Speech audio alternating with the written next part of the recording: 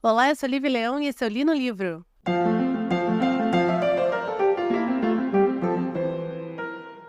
Hoje o programa vai ser mais curtinho, primeiro porque o livro é um livro curtinho e segundo porque minha voz está pela hora da morte. Então eu acho que não vai ter nem segundo bloco esse programa.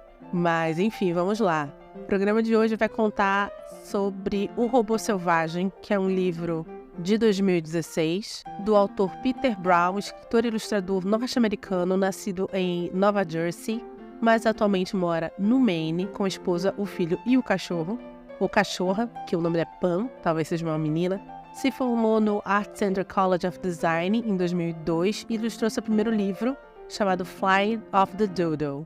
E em 2016 ele vai trabalhar como ilustrador, mas em 2016 ele resolve ilustrar e escrever o seu primeiro livro, que é O Robô Selvagem. É isso que eu consegui desse autor, eu não tenho mais outras informações dele, eu não tenho, por exemplo, quantos anos ele tem, ou coisa do tipo, infelizmente. Mas, então, é isso que a gente tem desse autor. Esse episódio de hoje, ele é o segundo de uma série que começou com o Wicked, que são episódios baseados em um episódio do YouTube de um cara que eu super admiro, chamado Dalee Nogari. E ele lançou um episódio no canal do YouTube dele, ele é um crítico cinematográfico de livros, acho que eram 5 ou 6 livros, que vão virar filmes entre esse segundo semestre e o primeiro semestre de 2025. O Wicked estava entre eles, e eu resolvi comprar todos os outros livros que ele indica para ler para essas futuras adaptações que estão vindo. E um desses livros era O Robô Selvagem, que vai vir agora em setembro como adaptação para uma animação da DreamWorks, que eu acho que vai sair direto na Netflix, se eu não me engano. Esse livro, ele é o primeiro de uma trilogia. Os outros 2 não foram ainda publicados no Brasil, mas provavelmente, se esse filme da DreamWorks não adapta pelo menos o segundo volume, muito provavelmente, se fizer sucesso, a Netflix vai adaptar os outros volumes e, consequentemente, eles vão ser lançados no Brasil. É uma trilogia formada, então, pelo Robô Selvagem. Aí o segundo é The Wild Robot Escapes, ou seria, em tradução livre, O Robô Selvagem Escapa.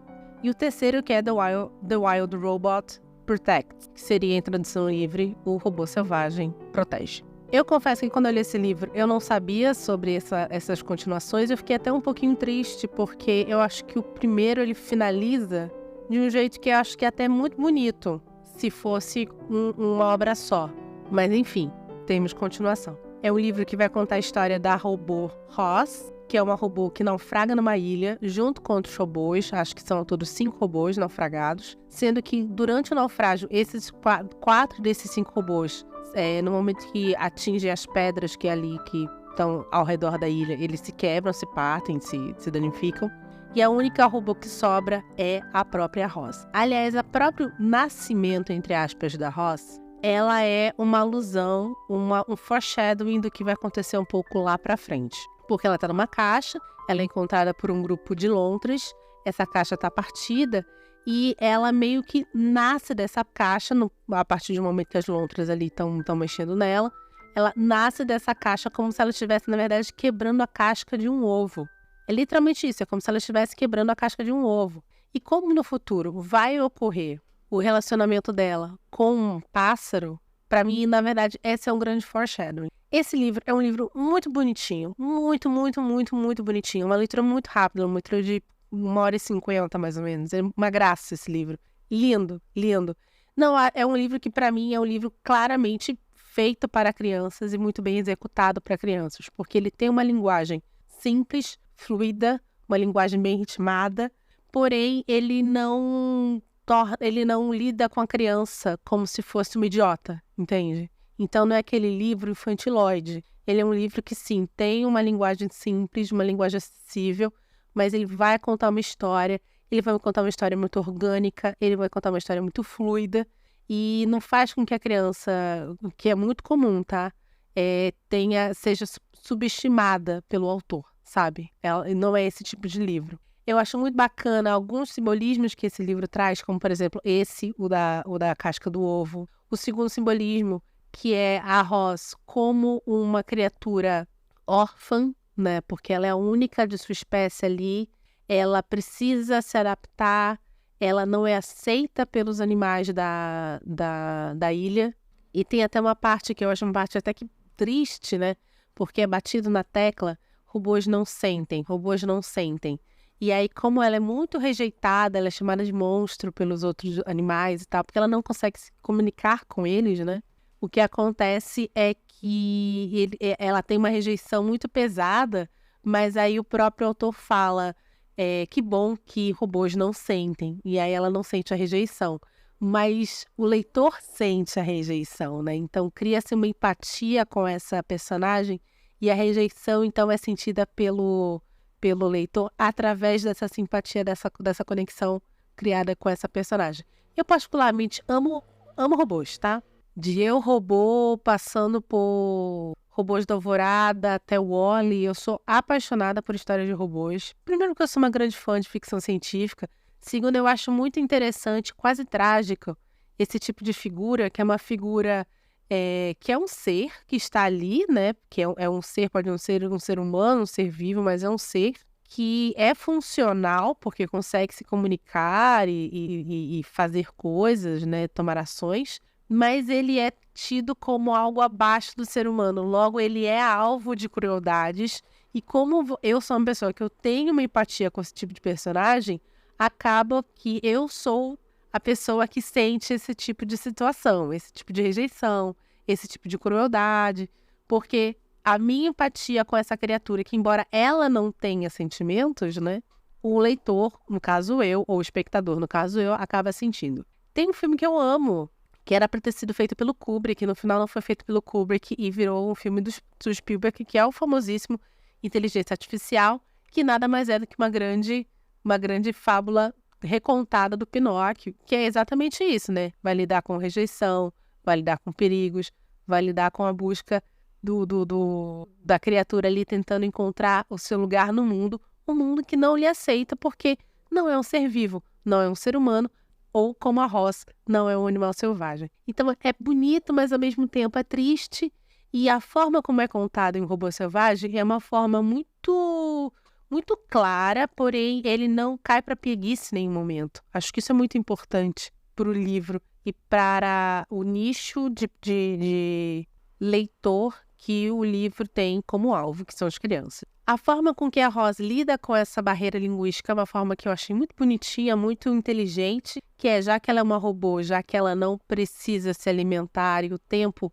consequentemente, como ela não envelhece, passa diferente para ela, ou no caso é percebido diferente para ela, ela resolve simplesmente ficar ali parada, né, ciente de musgo, ciente de flores, ciente de folhas, e fica ali parada como se fosse um montinho de vegetais, observando apenas e aprendendo a linguagem dos animais. E assim que ela começa, então, a sua jornada, finalmente conseguindo se comunicar com seus amigos animais ali, com seus amigos não, né, com as criaturas que convivem ali na mesma ilha que ela. Até que chega a situação, que eu acho que é a situação que vai mudar totalmente a vida da Roz, que é a maternidade. Como assim? Em um determinado momento, a Roz ela vai sofrer um acidente. Esse acidente vai ocasionar a morte de 2 gansos que estavam ali cuidando do seu ninho. E desse ninho, só um ovo sobra. Então, isso é muito legal. Ela resolve, então, assumir as consequências dos seus atos. Ela não abandona o ovo. Ela simplesmente pega e cria esse ovo, até esse ovo rachar.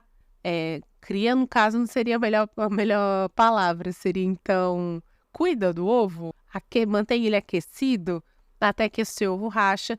E assim como ela nasceu de uma caixa, nasce desse ovo um pequeno ganso que ela adota como seu.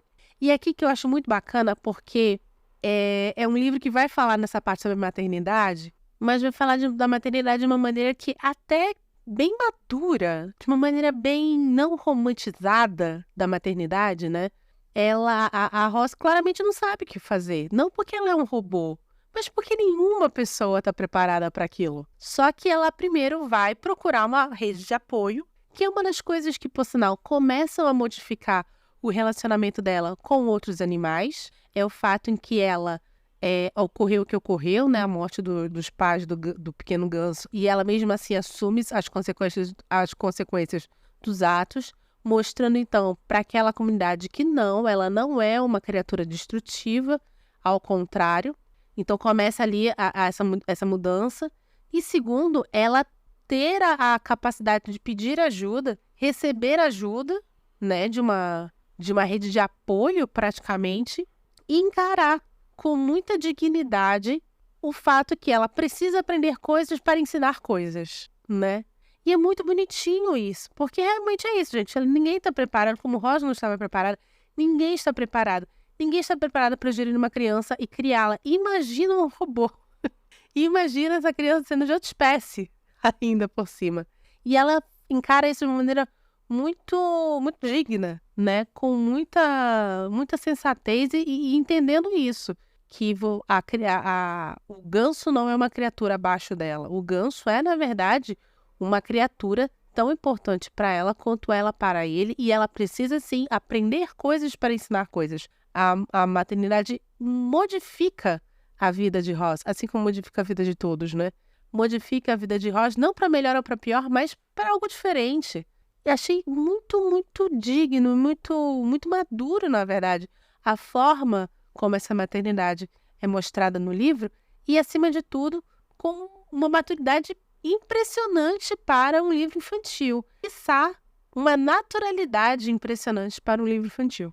Até que até um determinado momento ocorrem situações ali que vai rolar o eu te amo mãe, eu te amo meu filho, mas aí eu te pergunto, no começo do livro não foi batido várias vezes na tecla que robôs não sentem? Será que a maternidade também modifica isso em Ross? E uma coisa muito legal que é quase filosófica no livro é como a Ross vai aprendendo coisas, né, do tipo, ela vai aprender a construir uma cabana junto com os castores para ela e pro ganso. Ela vai aprender a criar uma fogueira para aquecer o gansozinho. Ou ela vai criar um jardim. E aí, toda vez que ela é muito bem sucedida nisso, as pessoas falam assim, acho que você foi programada para isso. Aí ela fala, as pessoas, né, os animais. Ela falou, acho que fui programada para isso. E quando não dá certo, ela fala, acho que não fui programada para isso. Mas é muito louco, porque em vários momentos, nós entendemos que um robô dentro desse universo, ele é programado apenas para uma coisa específica. Isso é meio que deixado bem claro ao decorrer do livro. Mas a Rosa, ela consegue fazer muitas coisas além de sua programação. E aí vem essa quase questão filosófica, que é uma questão para o pai que está lendo para o filho, tá? Porque a criança, obviamente, não vai sacar isso. Que é, quem disse que você só existe para aquilo que você foi criado, sabe? Quem disse que você existe apenas para o status quo que você foi colocado? Isso é meio que também levantado de uma maneira muito singela nesse livro. Muito, muito natural nesse livro, né? E é isso, por mais que seja dito várias vezes no começo da história que robôs não têm sentimentos, quem te garante que a Ross, por ser um robô que não está mais em seu status quo e não é programada mais para fazer apenas uma coisa, mas para fazer várias, quem disse que ela também não é capaz de amar, entendeu? Isso é muito bonitinho. E, obviamente, como você já deve imaginar, como é um ganso que ela cuida, em determinado momento, esse ganso vai crescer, esse ganso vai precisar voar junto com seus outros amigos para ir para lugares mais quentes, né? Porque está vindo inverno. O livro inteiro se passa mais ou menos em um ano, aí, num intervalo de um ano, porque você tem uma passagem de estações do ano, né? E aí a Ross, ela vai sofrer, como toda mãe, né, humana, ela vai sofrer com o que a gente chama de síndrome do ninho vazio. Que aí agora, eu modifiquei toda a minha vida, eu mudei as coisas que eu acreditava, eu aprendi coisas novas em prol daquela criança, aquele ser que agora não é mais uma criança, agora é um adulto, e esse adulto foi voar. E agora, o que acontece? E aí a gente resgata aqui, o livro resgata, no caso, uma coisa que é dito lá no Pequeno Príncipe, que é o que te faz especial são as relações que você constrói. O que te faz especial são os sentimentos e o amor que você constrói, as amizades, né? É isso que te faz especial. E exatamente é isso que a Ross percebe. Aliás, ela tem um começo ali de inverno difícil, um começo de inverno que ela até escolhe né, quase que se desligar para conseguir lidar com essa síndrome do ninho vazio, até que ela percebe que ela sim, ela tem relacionamentos, ela tem criaturas ao redor dela, ela cultivou amizades nesses meses e ela precisa com que essas amizades continuem para que ela, né, continue também sendo o que ela é, que é um robô excepcional, um robô fora da programação normal.